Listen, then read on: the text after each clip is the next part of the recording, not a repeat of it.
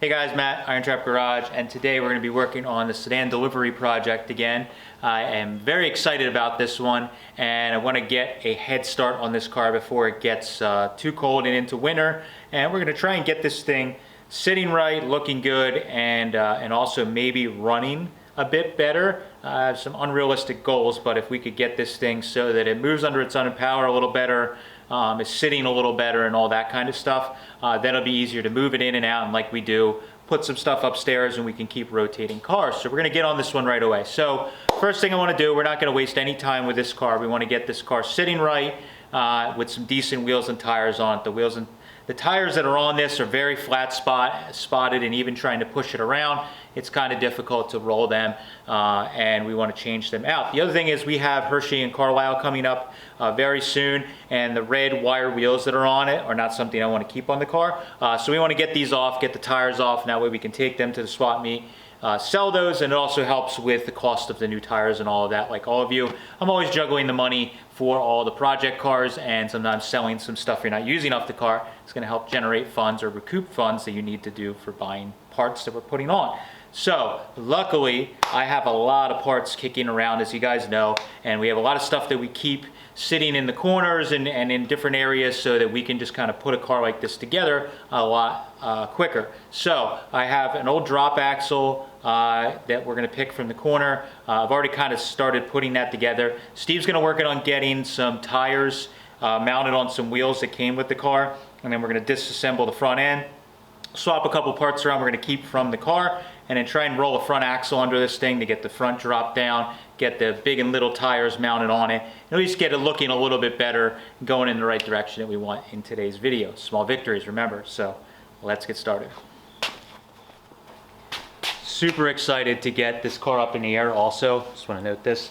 We haven't looked under the car really at all. We just looked under a tiny bit when we were airing the tires up, but haven't put it up in the air. It's always interesting with cars like this. They've been sitting a long time, and also were driven and worked on back in the day, to see what kind of stuff we find underneath of it. So it's always fingers crossed we don't see some kind of tin cans or something riveted to the floor pan and it's totally a mess. Fingers crossed it's not. Alright, so let's take a look under this thing. I just got my trusty LED light, so apologize if the lighting isn't fantastic. You can see, this is what we would commonly see.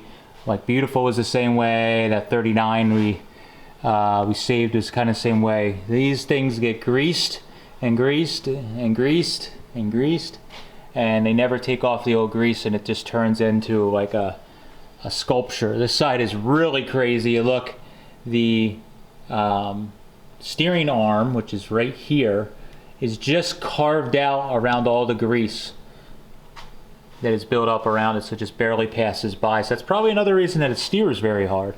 You're dragging past that, so you can just see this is very, very greasy under the engine, cross member, all that stuff. That's normal stuff. Very oily underneath. I mean, this is just what we expect to see on this kind of stuff. So far, steering box leaking. This is kind of what I want to see. I'd rather see a greasy, oily type car than stuff that's rusted and dry. So just normal stuff. Original battery box even seems decent. Frame seems decent. The floors are like incredible. Just light surface rust on them, which is pretty crazy. You can even see there's some original black paint up there on the floor still. So again, that's what we want to see. Typical exhaust with the flex pipe. That's just, you know, normal stuff. Runs all the way back with a big chrome tip. This is another part. Look at this gas tank. I kept seeing drips underneath the car, and I was trying to figure out what it is. I think that's leaks coming out of the gas tank. I think this gas tank has pinholes in it, and it is just seeping old stinky fuel out of it from all over the place. So definitely going to be changing the tank. That's probably why he had a new tank he had purchased. But overall, so far it doesn't look too bad. You can see he had painted everything red back in the day underneath here. Is just his way of making a little like kind of quote unquote high school hot rod type of look. But yeah, so pleasantly surprised I don't see any major hacked up, messed up, or rotted pieces under here. So I'm going to work on getting this front suspension out. So we're going to take this out. I'm going to probably reuse the original spring. We got new shackle bushings in the other perches I have. And we're going to reuse this wishbone because this is the front. I'll show you as the front axle. My nephew Evan and I were working on this. Have it mostly put together. So we have a 32 to 34 style drop axle. It's a Dago style drop axle. This was a nickname of the gentleman that used to make these, and they are a little more crude, kind of like a blacksmith style hammer drop, where I heated and smashed it, and you get that look. It's very cool if you're into this stuff because that's an early style looking axle. They don't make them that way anymore. We also threw, so these are an early set of spindles, 32 to 34, that have already been heated and dropped to fit over the wishbone like stock, but for the dropped axle. And then someone heated and bent and dropped the steering arm down a little bit. And then we have some 39 to 40 juice brake backing plates that somebody drilled a bunch of cool speed holes in. The other good thing is they're black and red. We're going to keep a little bit of that theme, but just maybe tone it down a little bit on it. But what happened is Evan and I were using this. I've had this this unsplit wishbone for years and thought it was good. It came from Will in Seattle. He bought it online and had it all kinds of years. And when we put it on the car, or I put it on the bench, I noticed that it was twisted. This side was up, and I found that there was two kinks right where those heat marks are. And Evan and I heated it and tried to straighten it out. And what we found is we got it pretty straight in these two spots, but the yoke itself is actually twisted. I think it's bent or twisted right here. So I cannot use this one. It's going to make the car handle poorly. Definitely not a good thing. So this one will be a good one for split wishbones. Just cut the back off and use it that way. So I'm going to steal the original one off the Sedan delivery. So that's my long-winded way of saying I'm going to get to work.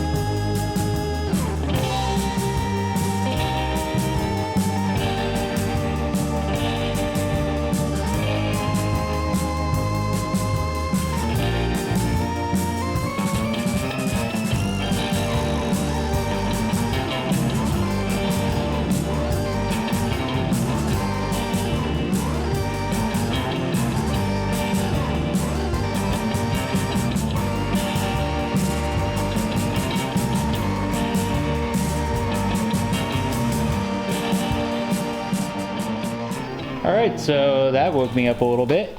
This is one of the things you got to be careful with when taking a pretty original car apart. You never know what's going on with the suspension, and this isn't the first time this happens to me, so that's usually why, if you noticed, I left the lift very low, and I only had maybe an inch or so of gap between the block and the axle. This bolt right here is the center bolt that holds the spring pack together. And the top springs that are spread all over the place in here, they let loose. Luckily, this particular spring still had the safety clips on that hold the main pack together, but all these top leaves went flying, and that was good that I didn't have it too far off the ground because nothing bad happened. But you could see that bolt, not good. It looks like it's been broken for a very long time. It's all rusty around it, and it just was the weight of the car was holding it together. So that's an issue. Definitely gonna have to go through all that anyways, because we're gonna clean the springs up and all that stuff, shackles, etc. So yeah, that woke me up a little bit. So I'm gonna scavenge a couple parts off of this. The wishbone, most importantly, the spring, and I think we have another tie rod, so that's not a big deal. But we'll scavenge those couple parts, then we can put this thing aside and start working on our other axle, which is over there.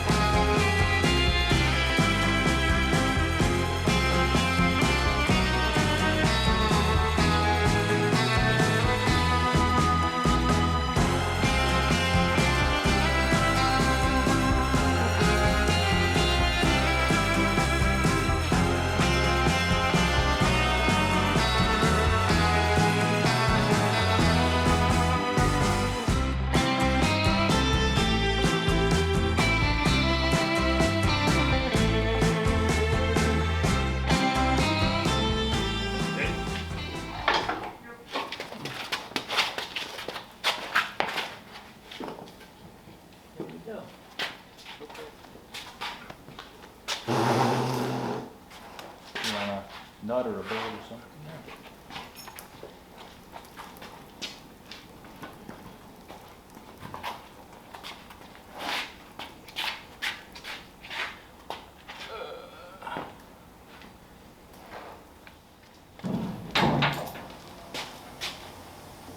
You got a face full of straw, dude. Were you taking a nap on the side of the warehouse? You're good, I'm good. Keep going? Yeah, I was just getting the drag link out of the way. You need a second set of hands? I don't. 1 second. We're pretty close now, so. You want me to put a jack under the, Yeah, we'll probably want to put a yeah. short jack stand under the back just to get the spring in the right position. Ready? Yep. Okay, coming down. Watch your fingers. Yep. All right, stop there. Let's get a light and see if we can make sure the square is lining up. Here. Can you see from there? Or? I'll have to.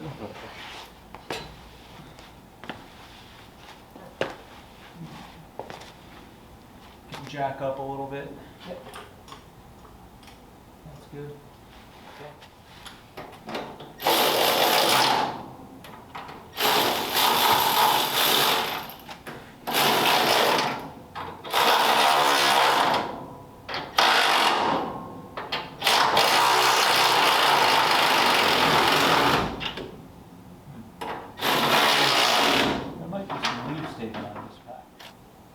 Yeah, go ahead. Yep, good.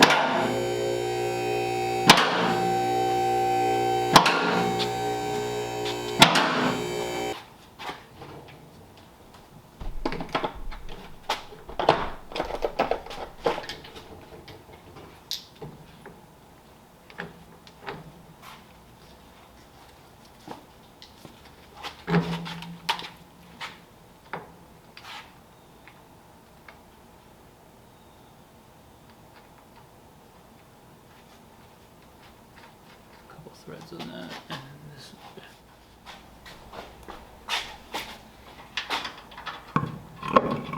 Oh, you know what? We may have to change the rear drums. I was thinking that too. I wasn't sure if you, which way, you said there was one way you could go where it would work.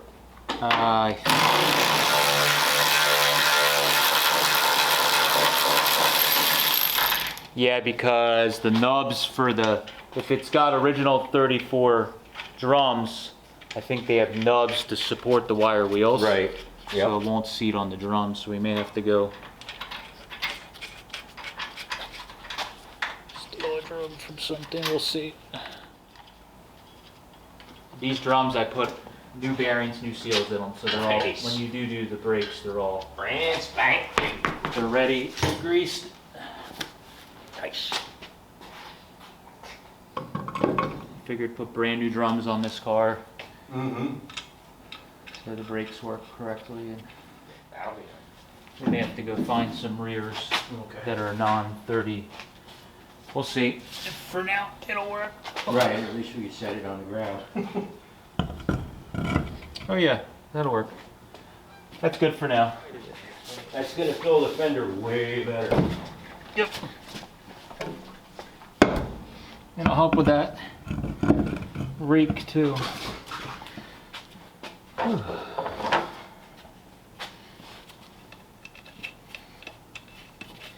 Can't believe it. Good thing we have my pouring gas tank there. Yeah.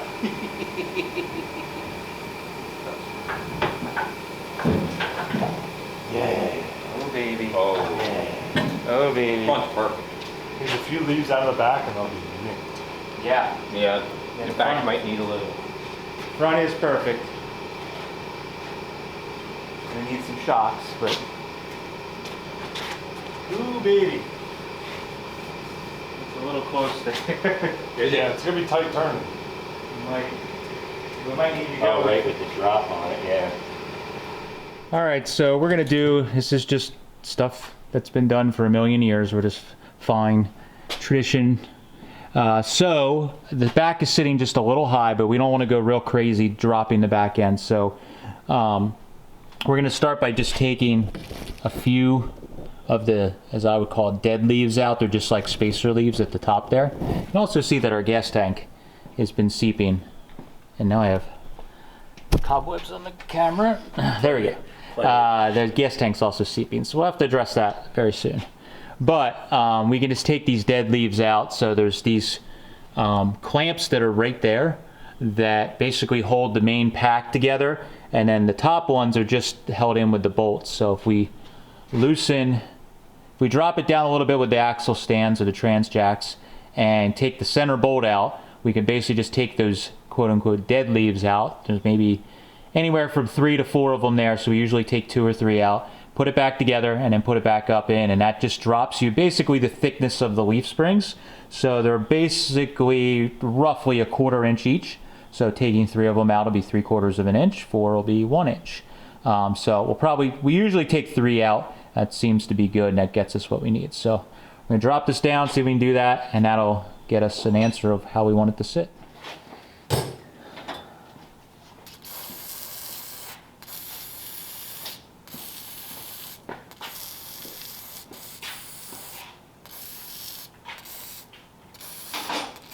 Probably gonna need the big gun. The big gun, you think?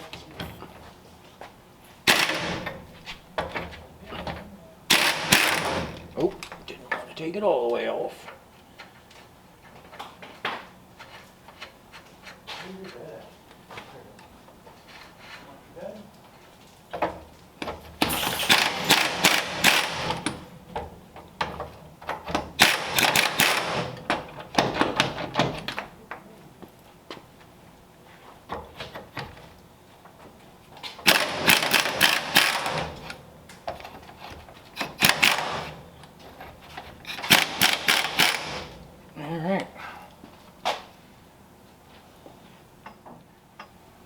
Oh yeah, there is no shock on this side. Yep. So that helps us with lowering it. Yeah, it does. You don't have to disconnect no shocks. Hold on, you're going a little quicker. Oh, now. sorry. That look level again. Yeah. We're almost there. We can get our hand in there. It's probably pretty good. Yeah, we get a We wrench. can- Yep, we can get up there now. As long as we can get the bolt, the through bolt out. Oh, right, get it out. This one we got more. That's probably pretty good there. All right.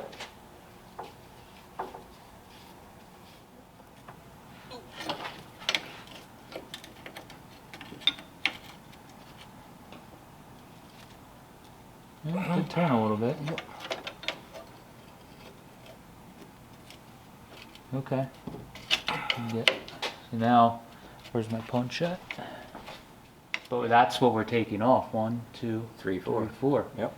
Yeah. You want to try taking that clamp off, see what happens? Kablooey. Let's no kablooey.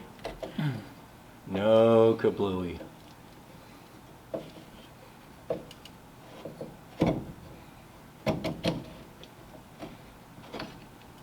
Okay, no kablooey. I like it.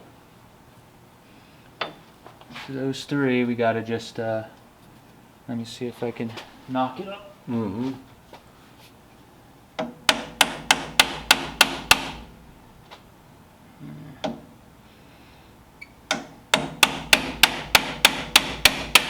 Moving.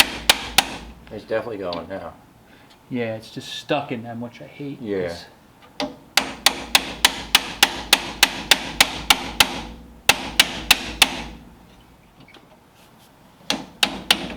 There it goes. So I was trying to get the bolt to break free so Yeah. we don't turn the whole spring pack. Mm-hmm. Trying to get it out. That bolt.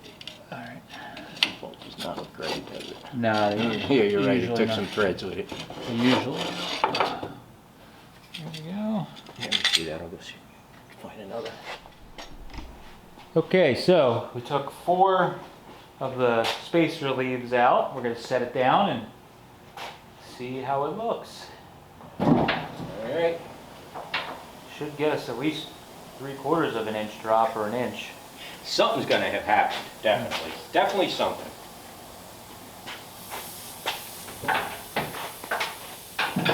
Oh yeah. That's it. Yeah, that's real good because it's not. Yeah. The shoulder of the tire is like right even with the bead. Yeah, that's good because I want to be able to put some weight in the back of this, and Yeah. if you're tucking too much tire, it'll just be bouncing off the fender all the time. Yep. No, that's good. That's good.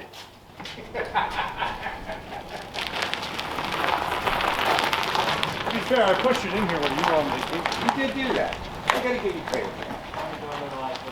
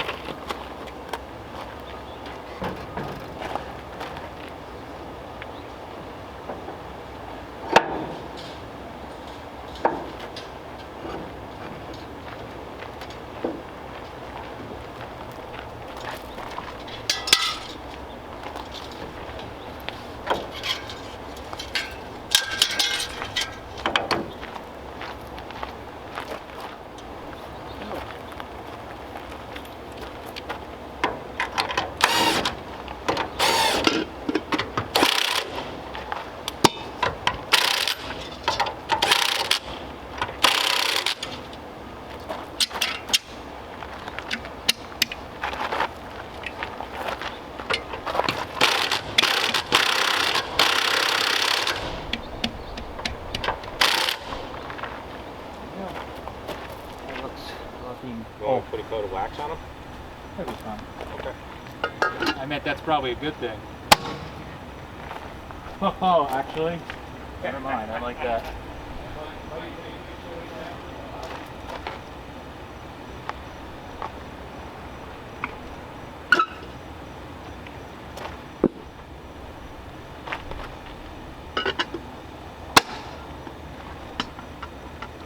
I think this wheel we're gonna have to.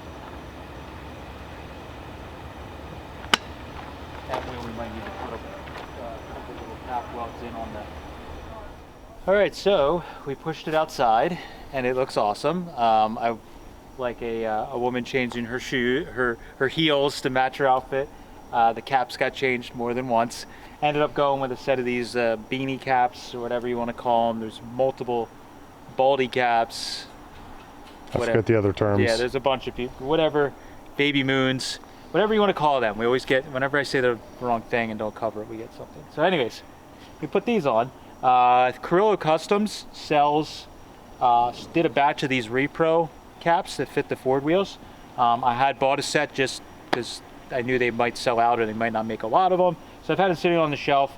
We ended up putting those on, and then I had an old used one that I threw on the spare. I mean, why not put a 16-inch wheel and, with the trim ring. With the trim ring, everything matches. But we had the Mercury wheel caps on, and I actually like these better because they don't say anything. It's just a little nod that it's kind of hot roddy, but not over the top. And I think it sits really, really, really good for what we want for this car. Now, I'm sure if you were trying to do the perfect stance, yes, I would probably like the back down another inch. But I think for usability, we still have room in the back for some travel, and also a little bit of room if we put weight in the back that it's going to drop potentially an inch. So I think it's just right. We checked turning the wheels in the shop, and we have just enough clearance. Again, you're not going to be going up a really steep curb cut or something with your wheels turned all the way to lock. You just have to learn how to drive cars that are lowered. I feel like we have a lot of people that watch our channel that seems obvious to me, but people say negative things in the comments. You've also been driving lowered Volkswagens for... I've been driving lower cars for yeah. basically my whole life, but it seems obvious. We have people who are like, you can't drive that. Did you cover tire sizes yet? No, I'm sure we'll get that question too. So 750, 16s in the rears. We've been buying these kind of affordable truck tires. So they're 750 16s, and if you go on like eBay, there's a bunch of these tires that are pretty affordable. They're not really terrible looking. I think on some of this old stuff it looks cool, because if you look at the old photos, a lot of times guys were running exactly like this, truck tires. So I think they were $100 some a piece. They're very heavy duty. They're 10 ply, I think. Yeah, so they work really good. They're not going to wear out. So I got, this particular company was Power King. I just like that. Some of them you have to be careful. They're like Jing Jong tires, and on an early Ford that looks a little odd. But Power King I don't think looks too bad. And with a full fendered car like this, I think it works perfectly. Has a nice rake to it. What size front tires? Oh yeah, sorry. Front tires these are some we just had laying around. They're 550 16s. I kind of tried them on. They are older tires. I think these are the same front tires I have on my car. I think we bought both a set of 4. Oh yeah, and we split them up. At Hershey or something. So they're decent to use. I'll probably eventually, once we really start driving the car, put a fresh set on. But I wanted to put these on just to make sure that I like the tire size. We didn't want to go lower or bigger or whatever. I think they're perfect. This is pretty much the tire combination that I have on like 90% of the cars. The DeLorean Roadster, the Pagoda City Coupe. My car. Your car. We've put it on a bunch of different cars. And Roadster pickup. Roadster pickup had that. It just kind of works. And if you're looking for a not super cartoony rake, I think it works really well.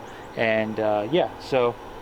This thing was killer. It looks awesome. You could see, when we had it in the shop, you can see it's kind of hard to tell, but when you're standing back, you can really see the picture of the Dago drop axle and the drilled backing plates. It looks killer. Yeah, so I mentioned it earlier, we did not paint the whole axle and all of that and the wishbones yet, because it's just as easy on the lift to paint it. I painted the areas that are hidden when it's all bolted up, but a couple of reasons I didn't do that. Number one, we're going to have to weld some shock mounts on the front because I'm going to run some tube shocks. I cut some old ugly ones that were on the front of it that were they were welded by Ray Charles in the dark with his feet. Yeah. And I had to cut them off. So we're gonna weld something on there. So if I paint the whole thing all beautiful, then I have to grind it off. It's kind of silly. So we're gonna go back over everything when it's in the air. Of course, Steve has to go back and do all the brake stuff eventually. So the backing plates I just have empty right now with drums on them.